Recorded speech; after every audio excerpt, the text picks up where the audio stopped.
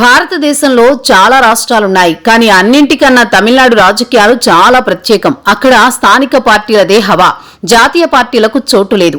అలాంటి రాష్ట్రంలో బీజేపీని బలోపేతం చేయడానికి బీజేపీ ప్రయత్నిస్తోంది. జాతీయ పార్టీలు భ్రమర పదార్థంగా భావించే తమిళ పాలిటిక్స్ ను బీజేపీ బ్రేక్ చేయాలని భావిస్తోంది. అరవ గడ్డపై తన మార్కు చూపించాలని ఉవ్విళ్లూరుతోంది. ఇప్పటి వరకు అన్నామలై బీజేపీ బలోపేతానికి అనేక ప్రయత్నాలు చేశారు. అన్నామలై అధ్యక్ష బాధ్యతలు చేపట్టిన తర్వాతే బీజేపీ శ్రేణుల్లో ఊపు వచ్చిందనేది అందరికీ తెలిసిన విషయమే. గత పార్లమెంట్ ఎన్నికల్లో అన్నామలై నాయకత్వంలోనే తమిళనాడులో బీజేపీ పోటీ చేసింది. ఒక్క సీటు గెలవకపోయినా ఓట్ల శాతాన్ని భారీగా పెంచుకుంది. పొత్తులతో వెళ్లి అధికార పార్టీని మట్టి కరిపించాలనే కాన్ఫిడెన్స్ తో ప్రస్తుతం తమిళనాడు బీజేపీ ఉంది. లోక్సభలో 39 స్థానాలున్న తమిళనాడులో బీజేపీకి రానున్న ఎన్నికలు చాలా ప్రత్యేకమైనవి. 2019లో బీజేపీ ఒక్క సీటు గెలవకపోయినా పార్టీ మాత్రం గణనీయంగా పుంజుకుంది. జాతీయ పార్టీలు బీజేపీ, కాంగ్రెస్, వామపక్షాలు ఇక్కడ గెలవాలంటే ఈ రెండింటిలో ఏదో ఒక ప్రాంతీయ పార్టీ చెంతన చేరాలి. రాష్ట్రంలో డీఎంకే, అన్నాడీఎంకే పార్టీలు తమిళనాడులో రాజకీయ మర్రివృక్షాలుగా పెరిగిపోయాయి. ఈ నేపథ్యంలో గతంలో అన్నాడీఎంకేతో జతకట్టిన బీజేపీ ఇప్పుడు దీర్ఘకాలిక ప్రయోజనాలను దృష్టిలో పెట్టుకుని రాష్ట్రంలో చిన్న పార్టీలను కలుపుకొని సొంతంగా పోటీ చేసేందుకు సిద్దమవుతోంది. అన్నామలై సారథ్యంలో గత ఎన్నికల్లో డీఎంకేకు ముచ్చెమటలు పట్టించింది. 2019 లోక్సభలో అన్నాడీఎంకేతో కలిసి పోటీ చేసిన బీజేపీ 3.6%, 2016-21 అసెంబ్లీ ఎన్నికల్లో 3% లోపే ఓట్లను పొంది 2024లో సొంతంగా 11% ఓట్లను సాధించింది. మొత్తం ఎన్డీఏ కూటమి రాష్ట్రంలో 18% పైగా ఓట్లను పొందింది.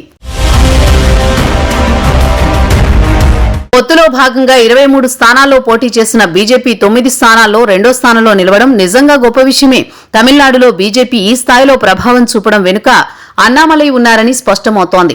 గత అనుభవాల దృష్ట్యా ఏఐఏడీఎంకేతో మళ్లీ పొత్తు పెట్టుకోవడం ఎంతవరకు సమంజసం అనే విషయంలో బీజేపీలోని భిన్న అభిప్రాయాలు వ్యక్తమవుతుండటంతో స్వయంగా అమిత్ షా రంగంలోకి దిగారు. రాష్ట్ర పార్టీ వ్యవహారాలను ఒక పర్యటనతో చక్కబెట్టేసి వచ్చే ఎన్నికల్లో గెలుపు మంత్రాన్ని క్యాడర్లో నూరిపోసేందుకు ఆయన తమిళనాడు పర్యటనకు సిద్దమయ్యారు. తమిళనాడుపై ఫుల్ ఫోకస్ పెట్టిన భారతీయ జనతా పార్టీ అధిష్టానం ఈసారి ఎలాగైనా అక్కడ గెలవాలనే లక్ష్యంతో పావులు కదుపుతోంది.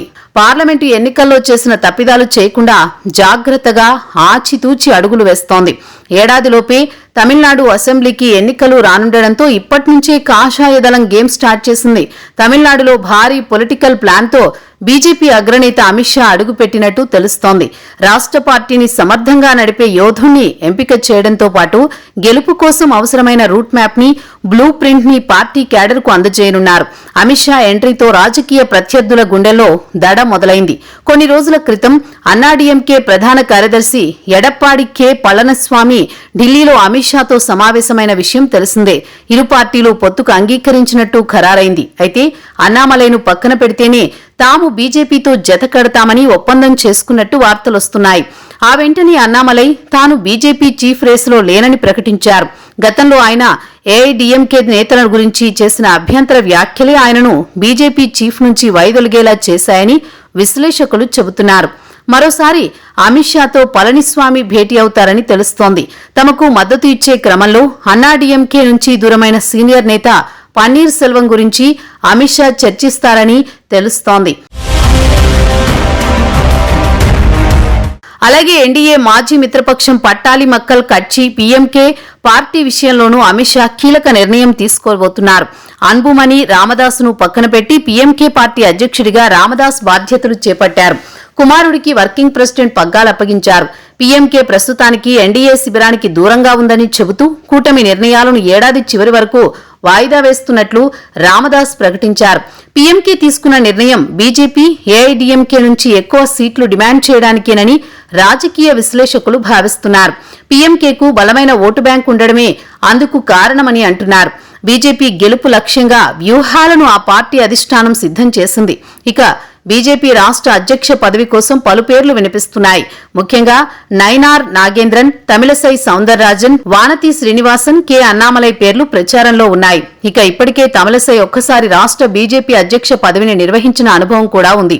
తమిళనాడులో వరుసగా రెండోసారి అధికారంలోకి వచ్చిన డీఎంకే 2026 అసెంబ్లీ ఎన్నికల్లో హ్యాట్రిక్ విజయం సాధించాలనే పట్టుదలతో ఉంది.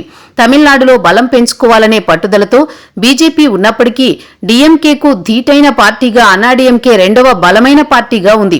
ఈ నేపథ్యంలో అన్నాడీఎంకే బీజేపీ కలిసి పోటీ చేస్తే ఉభయులకు ప్రయోజనకరం కావచ్చనే అంచనాలున్నాయి. డీఎంకే కాంగ్రెస్ కూటమిని ఎదుర్కొనేందుకు బీజేపీకి కానీ అన్నాడీఎంకేకు కానీ పొత్తుతో ఎన్నికలకు వెళ్లడం మినహా మరో ఆప్షన్ లేదంటున్నారు.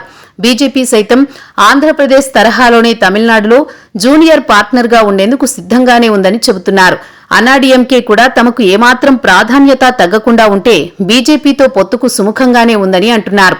మాజీ ముఖ్యమంత్రి జయలలిత మరణానంతరం అన్నాడీఎంకేలో చీలిక ఏర్పడడంతో తొలిసారి బీజేపీతో అన్నాడీఎంకే పొత్తు పెట్టుకుంది. అయితే 2019 ఎన్నికల్లో డీఎంకే ఘన విజయం సాధించింది. దీంతో 2021 తమిళనాడు అసెంబ్లీ ఎన్నికల సమయానికి ఎడప్పాడి పళనిస్వామి బీజేపీకి దూరంగా ఉన్నారు.